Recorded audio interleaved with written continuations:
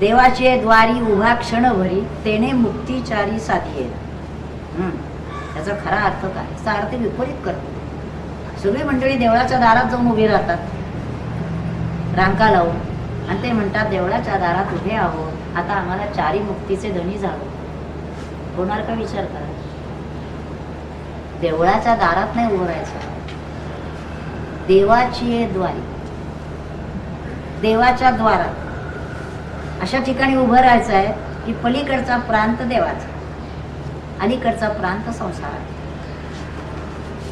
हे जे उभं राहणं आहे ही स्थिती ध्यानामध्ये गाठायची. जसं एका ठिकाणी म्हटलंय, इकडे ब्रह्म इकडे माया, ती जाणावी अवस्था तुर्य. ध्यानामध्ये जी तुर्य अवस्था आहे त्या स्थितीमध्ये तो अशा ठिकाणी ब्रह्मही जाणतो मायाही जाणतो. आणि मग मायेत न सापडता त्यांनी ब्रह्माकडे उडी मारली की देवाच्या प्रांतात गेला. पण ध्यानाच्या लोकांना मी सांगते, ध्यानात बसला, ध्यानाला बसल्यानंतर शून्य अवस्था आली की पुढे आपल्या हातात काही नाही, आपण परमेश्वराच्या प्रांतात प्रवेश केलेला. आता तो आपल्याला काय न्यायचं ते नाही. तिथं बसल्यानंतर लोकांना वाटतं आपलं आता काय झालं म्हणून बघायला येतात, ते खाली उतरतात पुन्हा. कारण ती जी आहे ते तलवारीच्या पात्यावर जसं बसावं ना अशा तऱ्हेची स्थिती आहे. क्षणभर इकडे क्षणभर इकडे अशी स्थिती आहे. तिथं बसायला लागतं, त्याला 12 वर्ष लागतात. पहिल्यांदा तिथपर्यंत जायला 12 वर्ष, पुढे तिथून 12 वर्ष, म्हणून 12, 12, 36 आणि 40. मेहर बाबा म्हणायचे 40 वर्ष लागतात. पण भगवंतानीच म्हटलंय बहुनाम जन्मनाम आणते. अनेक जन्म करत करत करत या जन्मात ध्यानाला आता बसायला लागणार आपण. आता पुढे किती जन्म पाहिजे ते बघा. पण बेटर लेट दॅन नेव्हर.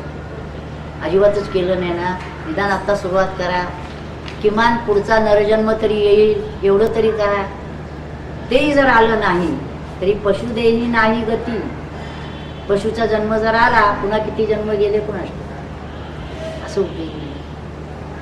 त्यामुळे ह्या जन्मात निदान एवढं तरी करा की आपल्याला नरजन्म येईल. आणि जेवढी साधना आपण इथं केलेली आहे तिथून पुढच्या जन्माला सुरू. प्रत्येक मंडळी आमच्याकडे अशी येतात, लहान मुलं सुद्धा पटकन ध्यानात जातात. मध्यमेतून श्वास म्हटले की पटकन घेतात. अरे कसं काय एवढा घेत. परदेशला मुलगा राहणारा 23 वर्षाचा यांचाच, कारण की त्यांच्या आधी कोणतरी आले होते, त्यांचा मुलगा 23 वर्षाचा मुलगा ध्यानाला बसला. लगेच अनुग्रह, म्हणजे त्याला दुसरी रात्रीच्या विमानाने जायचं होतं, मग त्याला अनुग्रह दिला. त्याला मध्यमेतून श्वास म्हटल्या म्हणला मी घेऊन दाखवतो. म्हटलं घेऊन दाखव. बरोबर ध्यान घेतला. म्हटलं त्याचा आता तू जन्मजन्म या साधना केलेली आहे, सांगितल्याबरोबर तुला श्वास कसा घेता आला, त्याचा अर्थ तो झालेला आहे. सांगता येत नाही. बाकीच्या सगळ्या इष्टेटीतच तुमचे नाव कीर्ती, मग तुमच्या नावावरती पाठीमागे लोक पैसे मिळवतील. आज ह्याचा सत्कार, उद्या त्याचा सत्कार, पैसे मधलेच लोक मिळवतात.